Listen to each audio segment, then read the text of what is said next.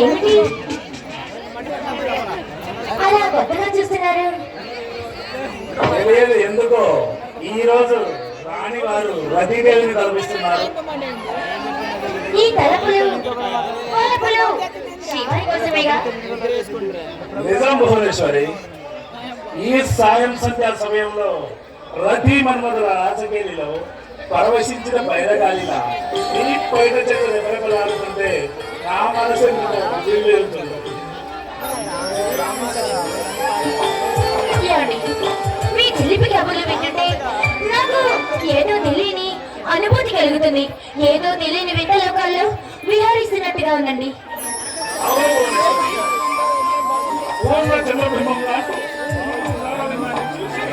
నా మనసు ఎందుకో ఇంత కాలంలో ఎందుకు శ్రీవారికి తెలియదా? ఓహో, నువ్వే చెప్పు. చెప్పనా? ఈ బొబ్బిలి వంశాధీశులు శ్రీ శ్రీ శ్రీ రాజా రఘునాథ వర్మ గారు నా మనసు దాచిన ఇప్పటికి 5 ఏళ్ళ వస్తుంది. అది మర్చిపోయారా మీరు? ఆ మొదటి క్షణాన్ని అంత తేలిక నేను ఎలా మర్చిపోతాను? ఆ జమీందారి వంశానికి తరగని వంట చెప్తున్న ఈ సౌందర్య రాశిని